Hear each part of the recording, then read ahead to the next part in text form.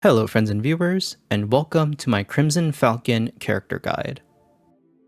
My name is James, I'm a global player and I started playing Sword of Convallaria in September 2024. I'm a longtime strategy and turn-based RPG fan with the Fire Emblem series, Tactics Ogre, and Unicorn Overlord as some recent titles I enjoy. I'm a PvE focused player in Sword of Convallaria. I have no interest or knowledge of PvP. As a global player, I lack the technical knowledge and exposure to the Taiwan and China scenes. As a result, I'm subject to feedback and I'm open to being wrong. If you come across conflicting information to other guides and creators, then there are absolutely multiple ways to play a character. Play your way. As a fun fact about myself, I am a Thai tea boba enjoyer. Crimson Falcon's trait is Ghost on the battlefield. Crimson Falcon does more damage when attacking from the side or behind. This makes her noob friendly to play because unit positioning for a power increase is a natural part of the game's tactics. Prioritize attacking from behind as frequently as you can. She can move again after defeating a target, enabling her to disengage or advance towards the next kill target. Jump greatly helps to move across gaps and focus a target on the enemy back line. Her initial skill is Flurry of Stabs. Flurry of Stabs is Crimson Falcon's primary energy spender. It deals up to 135% damage without crits, and each strike has a unique chance to crit. At rank 1, I recommend Inspiration of Comrades. Inspiration of Comrades offers a damage increase and a damage taken decrease, but be mindful the 2-tile requirement limits her positioning to be more group-oriented. Ambush deals a minor amount of damage, and it can only trigger on an enemy once, assuming the enemy isn't healed, and Crimson Falcon has to be the one to initiate the attack. While the damage may help push a target to injured or dying status, this is ineffective for boss fights and loses value the more rounds a battle takes. At rank 3, your options are Precise Strike or Lock On. Precise Strike is effectively a 15% crit increase and up to 40% crit increase when performing a back attack. As Crimson Falcon's trait incentivizes back attacks, this passive synergizes well with her trait. You may favor Lock On for more group-oriented play, but the value of a Physical Defense 2 debuff depends on how many Physical Defense 2 debuffs you already have in your team. While inflicting a Physical Defense 2 debuff on an enemy with the highest physical attack makes them easier to kill, be mindful that does not necessarily also make them Crimson Falcon's priority target. My pick here is Precise Strike. At rank 5, your options are Fleeing Hair and Vital Guard. Both reaction skills decrease damage taken by 8%, but for the additional effects, which skill you select depends on your risk tolerance.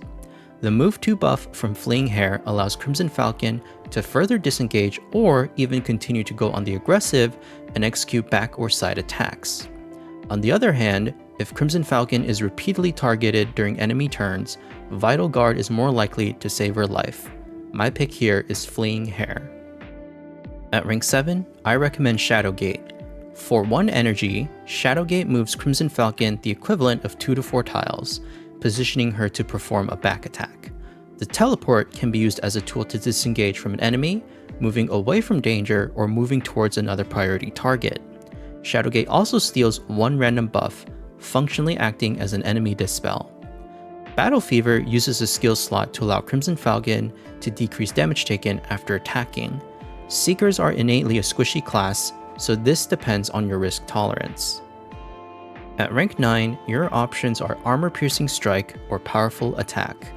Armor Piercing Strike adds more utility via debuffs, but loses value if you have other units with Armor Piercing Strike basic attacks or inflict higher level physical defense and magic defense debuffs. If the debuffs are not useful to you by this stage of your character roster, then lean Powerful Attack. My pick here is Powerful Attack. This build focuses on sending Crimson Falcon solo to parts of the map, targeting enemy backlines or sidelines. Shadowgate helps to set up Precise Strike and her trait. If you're not comfortable with using Shadowgate, substitute for whichever skill you selected at rank 1. This build focuses on group support gameplay, leaving Crimson Falcon in closer proximity to her team and apply debuffs to enemies. For weapons, With Crimson Falcon's Seeker crit rate, Void Stab suits her well. If you equip her with a trinket with an instant effect, it will also grant a stack of Void. Otherwise, consider Newborn Blade if you don't have Void Stab available. For trinkets, if you're playing Crimson Falcon to focus the enemy backline or sideline, she'll have good uptime on Maverick's Cloak. As mentioned, with Void Stab equipped, she will gain a stack of Void from trinkets with an instant effect. Consider Flying Blade Armguard to inflict more damage, or Spring Pill for some self-sustain. Otherwise, look to Origin Hourglass for a passive physical attack increase. For tarots, Verdict of Justice is a fine general use tarot to increase her crit and crit damage. Hierophant's Laws is also an option to increase her single target damage as well. And Temptation of the Devil will perform on maps with high target count. With Crimson Falcon's high Seeker mobility and incentive to perform back and side attacks, you should easily maximize the attack and defense gains of the Sword and Wand Resonance. To provide some composition and usage tips, while it is easy to compare Crimson Falcon to Cole, or even outright replace Crimson Falcon with Cole, they still have different faction identities, and Crimson Falcon offers more learnable debuff utility in her skill kit. Crimson Falcon is part of the Iria and Alacrity categories. Consider pairing her with Dentalion and or Cole for their leaders' auras. With external category buffs, Dentalion's aura provides the unique effect of more damage to enemies with 3 or more debuffs. Crimson Falcon has several learnable skills to contribute to the debuff count. Inanna has a skill Soulmate. This is a good ability to have in an Aryan team, providing attack and defense buffs. However, be mindful this may limit Crimson Falcon's positioning to maximize the target count. For Alacrity leaders' auras, Cole's crit and crit damage bonuses complement Crimson Falcon well.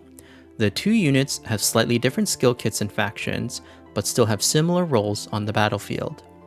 Nurgle's Alacrity aura is weaker than Cole's, but you may still consider this if you're using Nurgle as part of an Aryan team. This concludes my character guide. As mentioned in my disclaimer, I welcome feedback and I'm open to being wrong.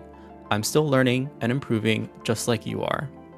Once again, if you find conflicting information to other guides or content creators, then that means there are multiple ways to build a character and still achieve success.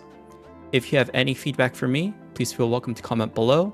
I also have my various social media platforms on this slide here. Last but not least, I want to credit and shout out these resources that helped me put this guide together. Voyage Memento for their character build samples and reference links, the Sword of Convallaria No Potion fan site for skill images and skill descriptions, the Sword of Convallaria Cloud Drop wiki for skill filtering and gear images, and the Billy Game and Game Key Chinese sites for character art assets. I highly recommend visiting these links to build your Sword of Convallaria knowledge. Thank you so much for watching this character guide, and I will see you in the next one.